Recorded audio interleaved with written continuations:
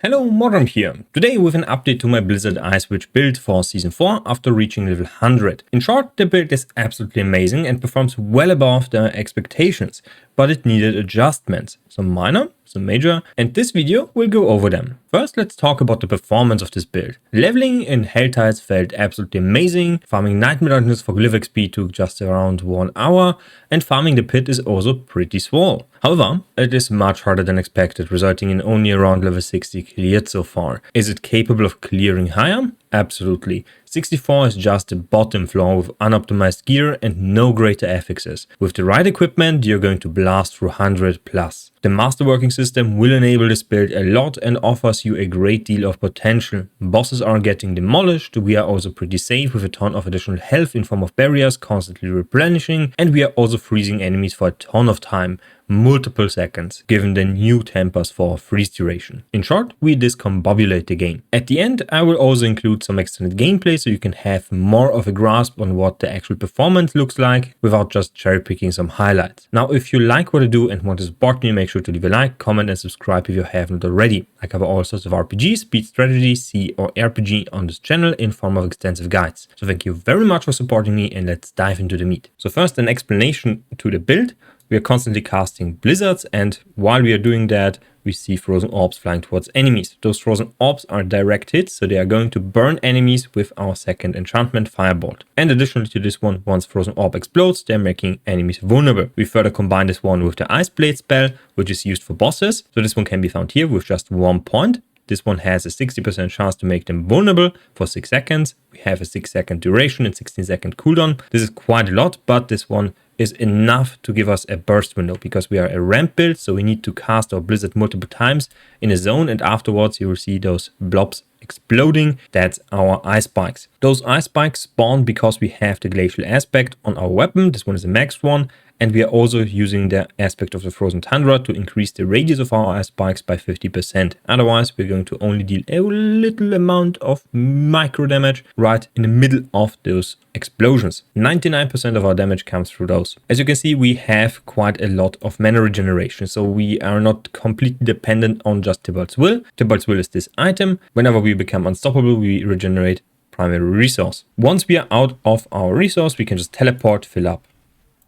Teleport, fill up. And if we kill burning enemies, we get a boost to our mana regeneration, a quite significant one at that. This one is because of the Fire Research passive. So once we kill a burning enemy, we're going to regenerate 45% more mana, which is quite significant and allows us to basically sustain our blizzard while we are just blasting. We further have Flame Shield, which gives us immune. This one is also an unstoppable buff. It's just a better version of this one, and this will also regenerate our mana. And we have Deep Freeze. We are also getting immune with this one, so unstoppable, and regenerate mana with Tybalt's Will. Once we finish channeling our freeze, we reset our cooldowns with teleport, ice barrier, flame shield, as well as ice blades. So we have quite a lot of cooldowns to go through before we go home and cannot do anything. If we do go home, we can just run around a little bit, so it's a downtime of maybe 2 seconds if we don't have the optimized gear, which we'll get through masterworking. Because once we masterwork this one, we get better mana per second on our helmet and on our boots. I currently do not have it on my boots, but on my chest. That's because I am not completely optimized on this build, and that's the basic idea of the build. Keep in mind, if we do not make our enemies vulnerable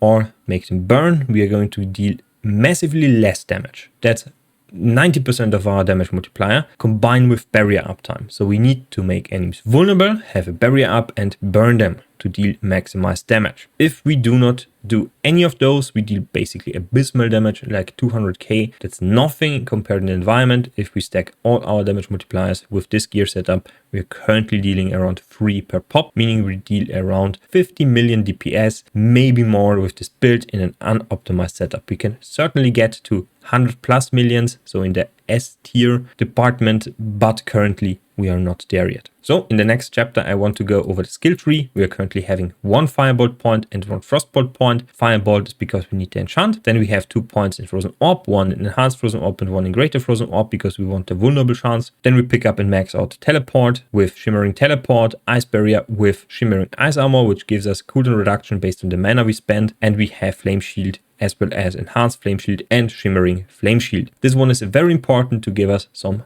health recovery. Next, we have 1 point in Ice Blades, as well as Line Elements, Protection, and Mana Shield. Because we are spamming constantly Blizzards and we are spending quite a lot of mana, we basically have 100% uptime on this one. And we have Protection, which is a maximum life barrier. So 30% of our maximum life is a barrier for 3 seconds, which is quite amazing because the Ice Armor is only base life. So combined with those two, we have 8k maximum life if those stack. If not, we only have a 6k. This one is very, very important. This gives us and provides us with 100% uptime on our barrier, which is a huge amount of damage because we are using the Storm Spell aspect as well as the Conceited aspect. Next, we pick up Blizzard as well as the increased duration here, resulting in 12 seconds of uptime on this one. We can stack them, we can overlap them, and all the explosions will also overlap for each specific Blizzard that's currently on the battlefield, which is quite a lot. We also chill enemies for quite a lot, so they will be frozen very, very fast. We have 1 point in Icy Veil and 3 points in Cold Front and more multiplier to our chill. In the same tree we have Inner Flames as well as Devouring Blaze, 6 points here because we have 3 on our Amulet, which is a 60% more multiplier for most of the time. Otherwise, it's just 42% crit strike damage multiplier versus burning targets if we are constantly making targets vulnerable and make them burn with Ice Blades as well as the enchantment effect of our Frozen Orb. So we're shooting constantly Frozen Orbs at the enemies, we're going to make them burn, and this will benefit our Devouring Blaze. Then we have Icy Touch,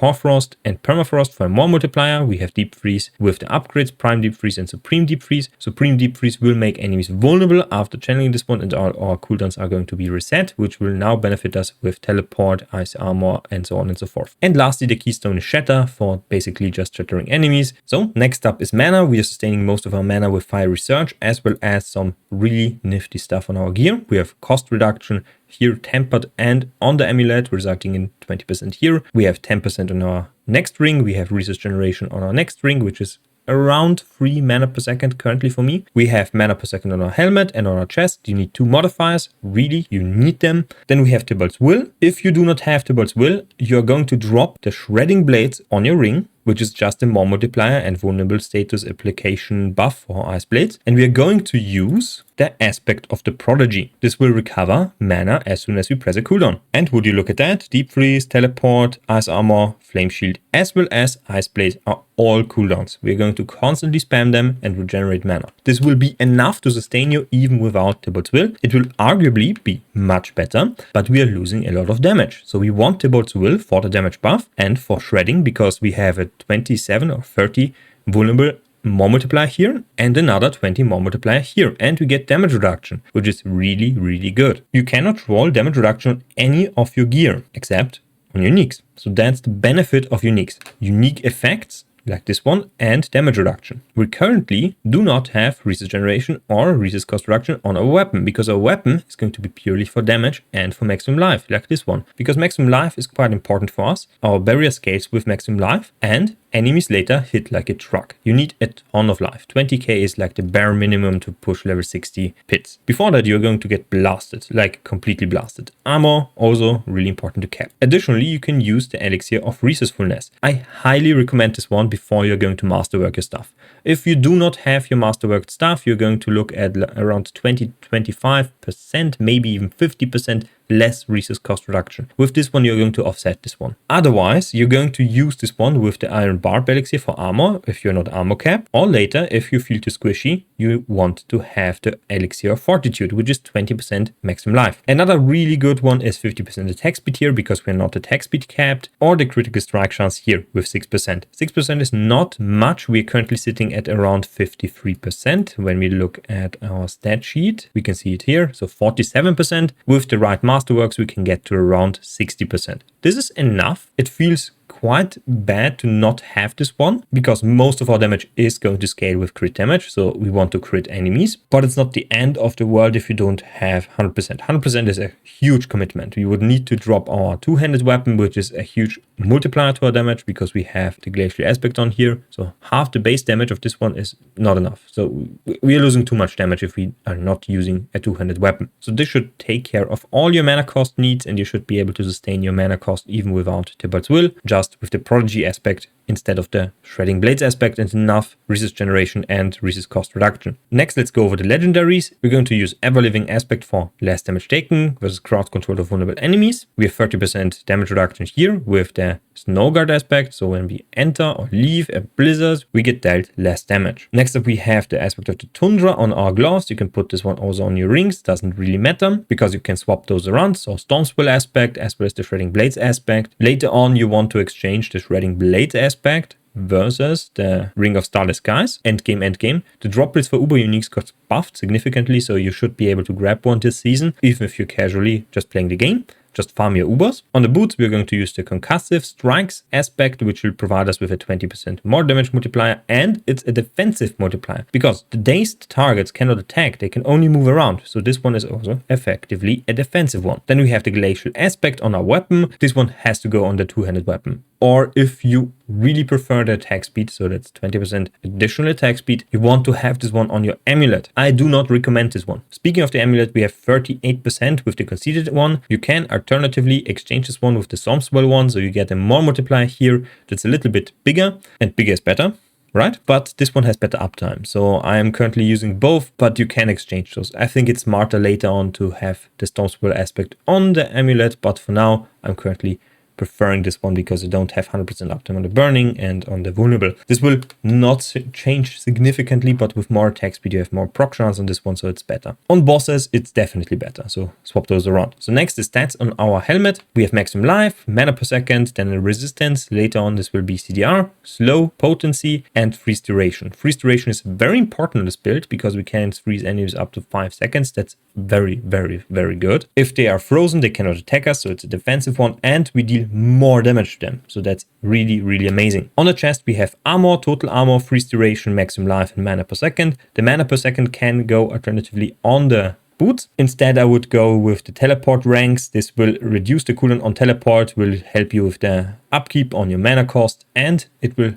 give you an unstoppable buff that's more accessible. Then we have Audibles Will Pants. If you don't have those, use those to cap your resistances, get armor, get life. That's basically all your pants are good for. So you want to exchange this one for something more useful, which is Tibalt's Will. Then on your boots, maximum life, movement speed, again movement speed, a resistance.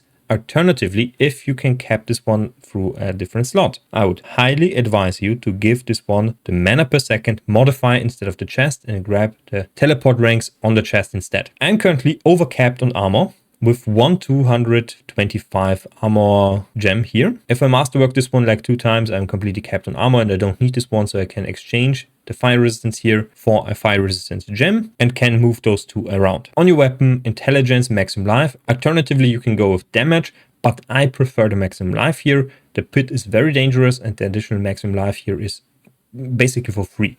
Most of the staffs you're going to find have intelligence and maximum life on them. If one of those is greater, which is very, very likely, you can just slap on crit damage on this one and you have a perfect staff. Ice spike damage, really, really good. Try to max roll this one, but if you hit this one, keep it. It's a rare temper, so this one is not going to show up all the time. Then you have blizzard size, which is also amazing. This makes a tiny, weeny blizzard to something majestic and big, which is better. Then on the amulet, crit strike chance, resource cost reduction and resource cost reduction temper, devouring blaze, very important, and ice spike damage. Now listen up, resource cost reduction, you can see here that I do not have rolled, should actually be attack speed. We are not attack speed capped and you want attack speed, but we cannot use attack speed yet because we need the Ring of Starless Skies to sustain our mana needs, or we need higher masterworking. So attack speed is something you want to slap on here. Now moving on to the gloves, because I skipped those. Cold damage, because we need cold damage as a temper to cap the frigid fate node in our Paragaon board to 30%. If we don't slap on cold damage here, we are missing this one in the Paragaon board, which is a really, really massive amount of damage we are losing. It's a more multiplier. Then attack speed, critical strike chance, and intelligence,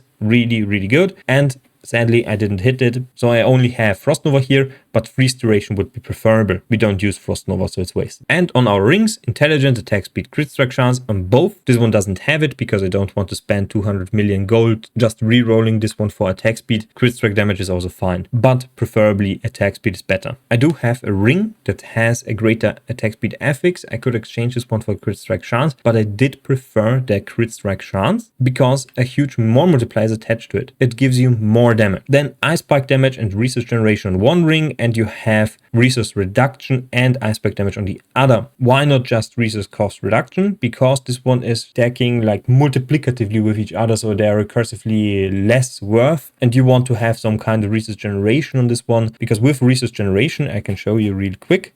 Look down below, 22 mana regeneration. If we take this one off, we only have 19. So this one is giving us 3 mana regeneration for free. And with better masterworks, this one will increase our mana regeneration even further. And lastly, the Paragaon board, we have the Enchanter glyph in the first one, because a maximum resistance roll on fire damage and on cold damage is going to be a huge benefit defensively to the build. In the next board, we pick up the Frigid Fate node, and we have the control glyph here. We now pick up the oppressive node here because of the vulnerable damage reduction.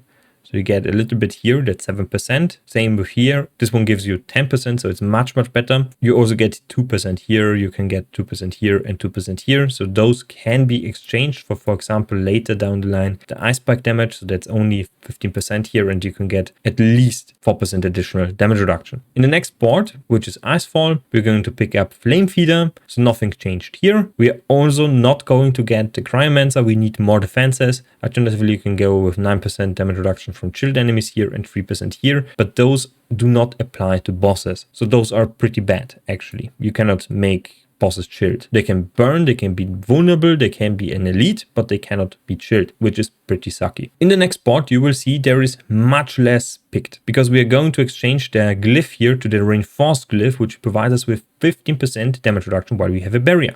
We have a barrier basically all the time, so that's 15% unconditional damage reduction, which is pretty good, and we don't need to change much here. The next board is a completely different board. By the way, the previous board is the Elemental Summoner board. Now the next board is the Burning Instinct board. This one is not the Enchanter board anymore, so we respec here. We pick up the Stalagmite glyph here, but we're also going to pick up a ton of damage reduction in form of reduction from burning enemies, 9% here. We could technically pick up 2 additional points here, but we want to instead go for the 13% damage reduction from elites, 3.3 here, 3.3 here, and 3.3 here. So that's 20% here and additional armor. So 150 additional armor, that's pretty big for the sorcerers. That's basically the only node that can give it to you. I think there's maybe one more. And the next board is the Keyslit Conduit board. We don't care about this one. By the way, the Keyslit Conduit node is pretty damn good. 170% more multiplier on crackling energy. If you scale this one right, you can actually be a pretty good teleport build with Keyslit Conduit and crackling energy.